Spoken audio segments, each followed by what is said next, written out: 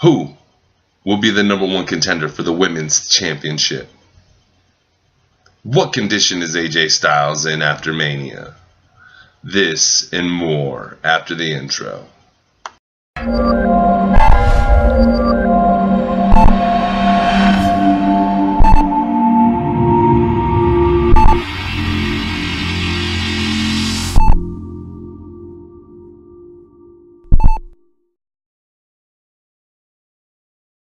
What's up, Kliqpod family? Happy Tuesday, April 10th, 2018.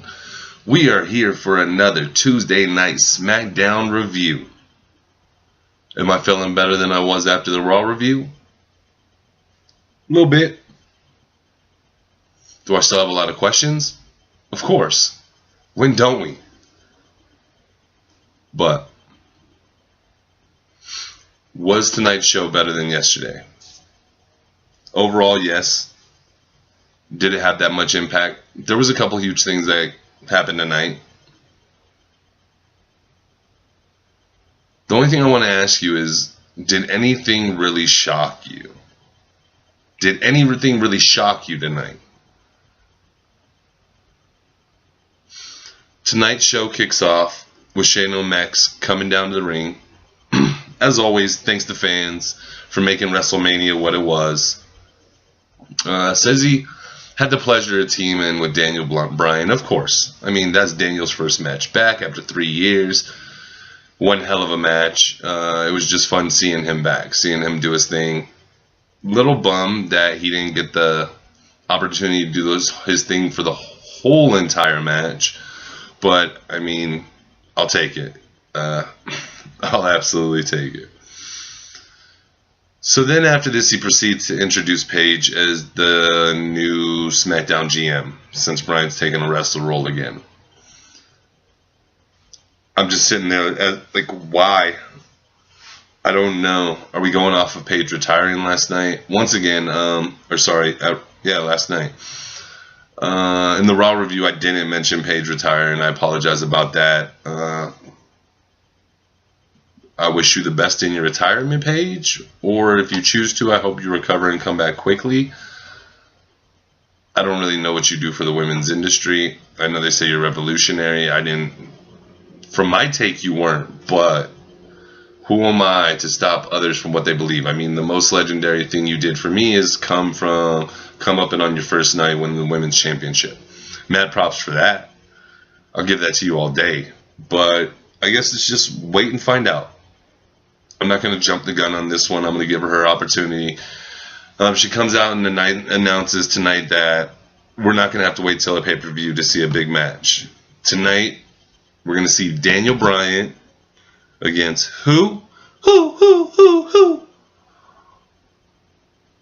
AJ Styles. So, to kick the night off, I'm like, alright, it's already off to a better bang than yesterday, for heaven's sakes. Not that I have a problem with the Rondas. If you go back and watch the review, I actually enjoyed it. It's just, I'm excited to see AJ and Daniel go at it. I mean, this is the first time ever in the WWE they're going at it. This is exciting. Then we get the New Day and the Uso for the #1 contender. Phenomenal match, man. That spear from Big E looks absolutely devastating. When he hits it, when you're on the apron and he just comes through the middle and top row and he just blasts you. The impact that has to have with the landing, holy shysta, man. Every time I see that, my ribs hurt and I just naturally cringe. So, I mean, ow. Xavier looked a lot more aggressive in this match. I like that. I like it when Xavier's more aggressive, less with the play and more with the seriousness. You could tell they definitely were trying to tell the story in here. Xavier was working Jimmy's midsection, his ribs, chest area, elbows, punches.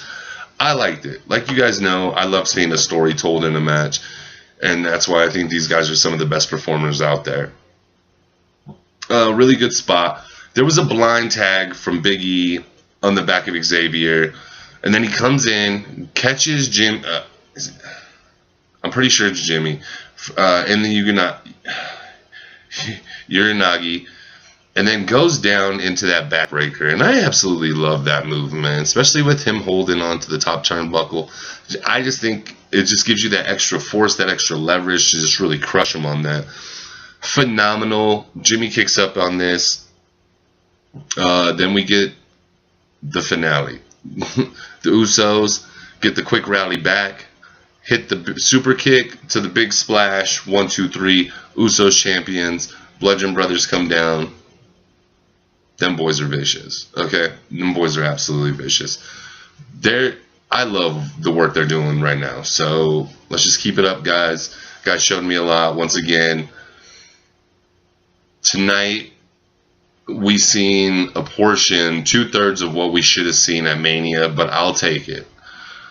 I'll take it now. Better late than sorry. So I don't know, but at the same time, it just feels like we settle for this, man. Like, we should have seen this. It shouldn't just been a smash at Mania. But with that being said, that's fine. Really good match tonight. Go back and check that out, guys. Usos are your new #1 tag team contenders.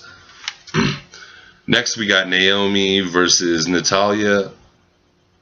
Starts out just trading move for move. I liked it. Showed me a little bit of their technicality. I shouldn't say the more and more. Just always watching Natalya in the ring. Man, she is just missing that persona to me. Outside of that, I think she is one of the most technically skilled women wrestlers in the company. She is absolutely phenomenal at what she does. And man, if she just had a new persona and something that just really hit with the fans, she could go so far. And I know we're a lot later into her career, so the chances of that happening now are likely, unless she gets one of those, you've been around forever, we love you kind of things. But to think about it, man, you could do kind of something like, I don't know. We'll have to think about that a little more. Because I definitely want to see more out of Natty going into the rest of 2018. Progression. But Naomi, I love the way Naomi hits that wheelbarrow stunner. When she's got her, she comes up, she grabs him, bam, just smashes right on the shoulder. I love the way that's absolutely performed. Natalya hits a super spinning, dang, what she spin 2 or 3 times, and then lands the sit-down power bomb. Phenomenal spot right there. Naomi hits the springboard power bomb. I don't remember hitting no springboard power bomb. I messed up something there. Oh man, what did she hit? No, did she? No, she hit the springboard power bomb, yeah. But Naomi gets the 1, 2, 3, picks up the win. Overall, good match. I don't want to call it a fluffer, but it's a fluffer. That's all it is. It's just a fluffer. It's just something to kill the time. Next, after this, we get Renee speaking with Nakamura. Nakamura explains how he doesn't know what came over him. He must have he must not have his emotions under control. Renee questions him. He apologizes, and then he literally says he doesn't speak English to Renee. Had me chuckling, man. I'm excited for heel Nak. Would I like to see him walk away with the title at Mania? Of course, man. But who wouldn't want to see this man walk away with it? But with that being said, I'm going to have a positive outlook, and I'm going to stay excited and hope they're really going to put on some amazing work together. Because that's what we can really do. Every week, week in, week out, we sit here, we get pissed. I'm always going to criticize the show. I'm always going to say where it could be better. But at the same time, at what point do we just say, fuck it, man, and let it develop? For me, I'm a very opinionated person in real life. So with me in this, I think that's kind of an impossible task for me. But with that being said, there's certain things we're going to try to have a positive outlook. As far as the Asuka thing, I don't. After tonight, I think Asuka's just dead back to the bottom of the well. And I know people are going to be like, she got her chance. They're setting up Flair and Ronda. Flair and Ronda has no hype for me. Like, I'm sorry. I don't want to take anything away from Charlotte. But I think the thing that has her over the top is who her daddy is. I was listening to the Stone Cold podcast earlier today. And Stone Cold's talking about he's had enough of her being a babyface. It's time for her to go heel. And I agree. I really agree. And then the other thing that pisses me off about the whole Asuka thing is we're about to address that portion right now. So,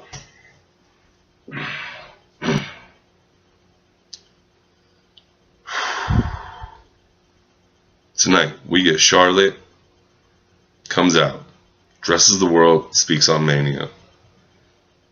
I have no problem with this. The match itself was great. I thought the pin or the tapping of Asuka was not only quick, hurt her, but I also thought it was pointless.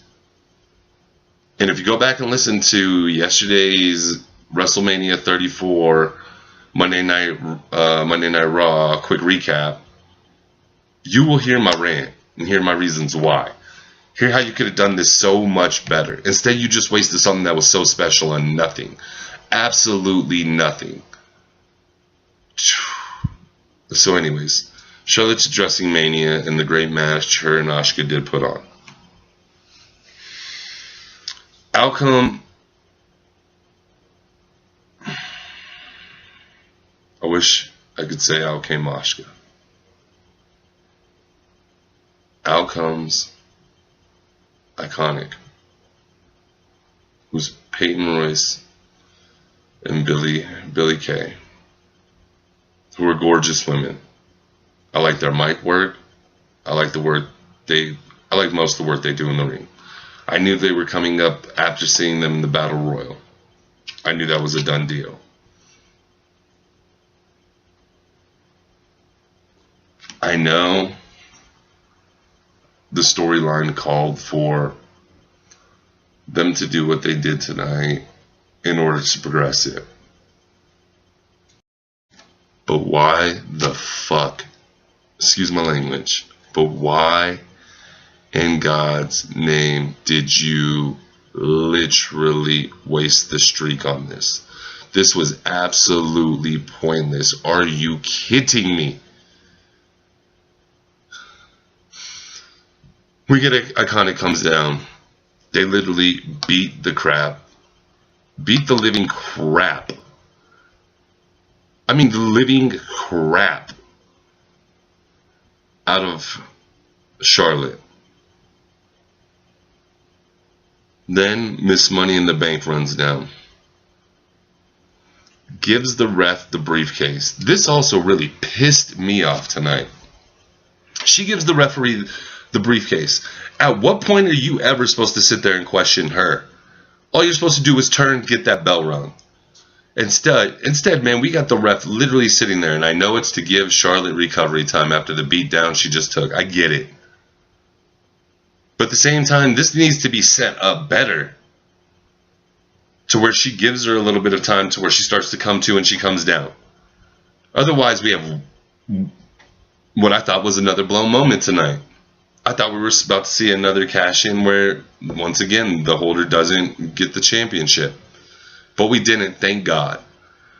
So what happens is Carmella comes down. She's handing the referee the briefcase, telling him, like, yes, I want to cash this in. And he's looking at her with the most confused, like, you sure? Like, I don't know. Like, I don't understand it. That doesn't make sense. So, after finally taking it out of her hands, we get this ref turns, starts to walk like he's going to get the bell rung, get the match started. Instead, prolongs it even longer. Now, I don't know if there was a signal from Charlotte over, like, I'm not good yet. Like, I don't know what was happening. So maybe there's more to it that I'm missing. But with that being said, from what we've seen tonight, that was very sadly done. Like, there should never be a question from a ref if they want to cash it. The only thing that has to be happening is this person has to be able to get back to their feet. Charlotte gets back to her feet. Carmella gives it the side kick to the face. Boom. It's over. 1, 2, 3. We got a new women's champion. This is not where I'm pissed. I'm not pissed Carmella has the belt. We literally wasted the streak so the next night Flair could lose the goddamn title. Or sorry, 2 nights later Flair could lose the damn title to Carmella. In something that could have went down at WrestleMania, but we could have kept the streak still intact and alive.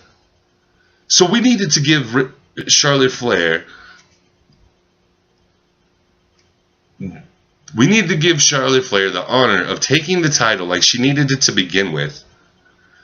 But then not only on top of that, she loses the title 2 nights later in something that could have been taken care of at Mania. In a Seth Rollins type situation where Asuka doesn't catch an L, but she doesn't get the title. What the... What is WWE creative thinking on this? Like, what doesn't go through here? Do you need somebody to come in there and just poke you in the head every time? Like, stupid idea. Stupid idea. I was so let down at this point. Like, everything that I thought I might have gotten over from what I had seen on Sunday night came right back. Plus more. And that's what gets so goddamn frustrating with this. And I'm sorry. I'm sorry. But that's what pisses me off so much about all of this. Is that they don't think going ahead. Their decisions feel so sporadic. So all over the place. That it's hard to get a correct storyline coming through. God, she couldn't have done this the other night. Let Asuka hit a move, knock her out, she comes down, throws Asuka out the ring.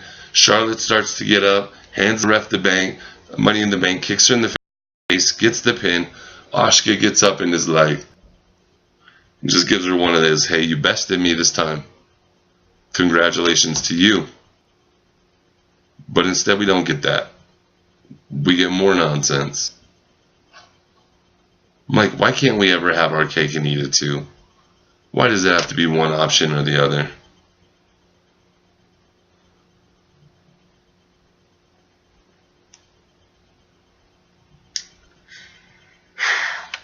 So, congratulations to Miss Money in the Bank. She's the new women's champion. Once again, have no problem with that. The only thing I have a problem with is we wasted the streak. Think about it. Sit there and think about it for a second. You tell me.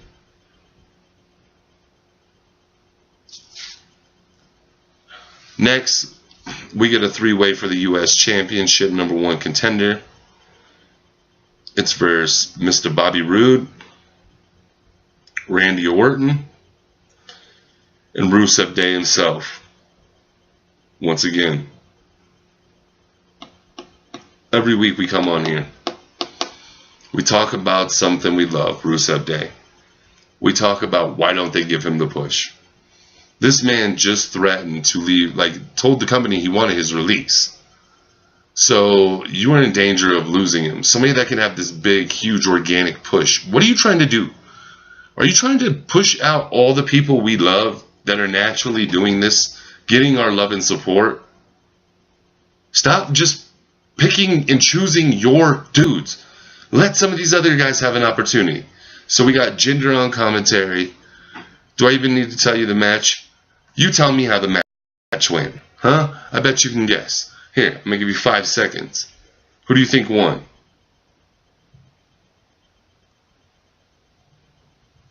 Randy. What's new? So, once again, we get a victory from Randy Orton. Now, at Backlash, we're going to see Randy Orton versus Jinder Mahal. Something we've seen many a times before. How'd this go over before? Not too well. God, it'd have been nice to see Rusev win this. But instead of giving the fans what they want and actually pushing somebody who should be pushed at this moment, once again, we got to sit through the same generic bullshit. Day in, day out, week in, week out, pay-per-view out. It's always the same shit, man. I don't get it.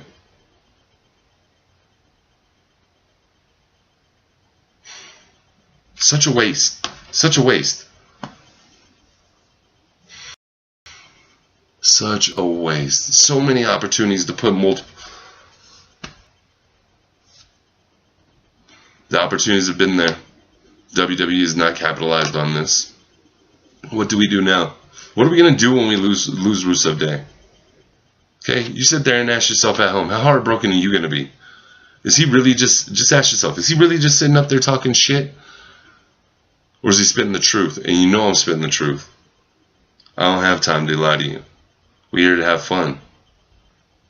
And this is not fun. This is not fun. Every week coming in talking about Rusev Day and the push they should have, but yeah, we can't get. Whatever. WWE, you're digging your own grave. Okay? All we as the WWE community, universe, try to do is help. Help build this company, keep it around. So our kids, our grandkids, their grandkids can see this. But instead, this isn't going to happen because you're making bad decisions, bad choices. And instead of just letting build what's already there in front of you.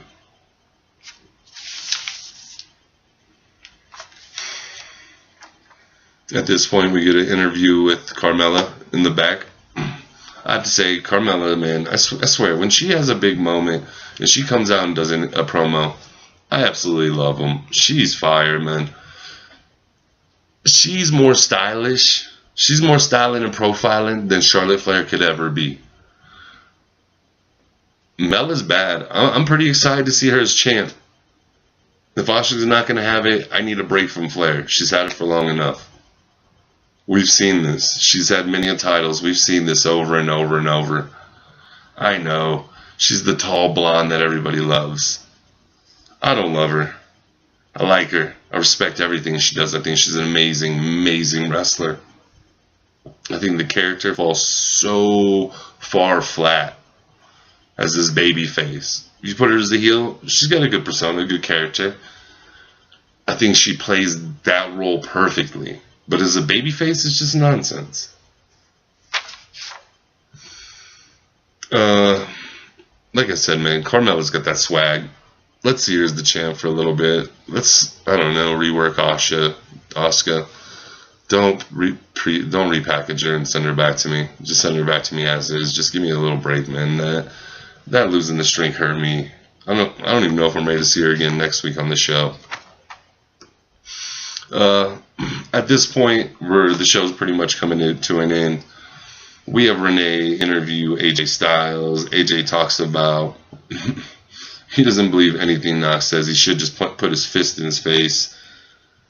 But he can't focus on that. He has to focus on Daniel Bryan, who's fighting for the first time on live TV against it in 3 years. Not only that, first time against AJ Styles in WWE. So you know these guys are we're setting up something nice here. So match starts, and the first thing I really notice is, man, they are stiff, and I love it, man. Like, if I'm gonna have to watch another multi-man match, I would like to see AJ versus Bryan.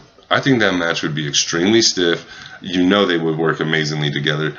And please give them a real time, like 30 plus, to tear the absolute house down. Forget tearing the house down. Tear it down, burn it, and spread the ashes. That's how good that would be. Are we going to get that? Probably not. But I'm noticing they're coming out stiff, man. I'm loving it, man. They're going counter for counter. Phenomenal work in the ring tonight, guys. I mean, this was a main event. I enjoyed it. This is going to be my recommended match of the week. That's why I'm not going to go into too much about it. I want you guys to go out there and watch it. That's how good it was. It was phenomenal. These two, AJ and Daniel, put on amazing work tonight. Once again, we see another great story told tonight. we see Mr. AJ affect Daniel's knee. So that's last two matches for AJ Styles. Both have affected the knee. We've seen the calf crusher. I'm liking him, man. We're telling good stories. We're telling logical stories. Tonight, we seen Destiny in the shape of Shinsuke Nakamura. Shinsuke Nakamura, as a heel, has me beyond excited. You guys know, I love the heel. I don't know why. It's just always been a thing of mine. I've been more prone to the heel than I am a babyface. With that being said, as you can see, I'm repping. I love the work he's going to do as a heel. Even tonight, man, I don't know what took over me.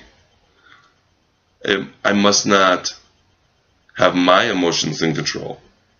Like when he's going, man, and he's flowing in that promo, and then he hits Renee when she asks him if he's really remorseful, and Renee hits him with Shinsuke hits her with the, "I don't speak English." I love it. I love it, man. He's playing the foreigner who understands when he chooses to, understands when he doesn't want to. And then tonight, the attack on AJ Styles was absolutely phenomenal. And we finally got to see the Kinshasa smashed in AJ's face.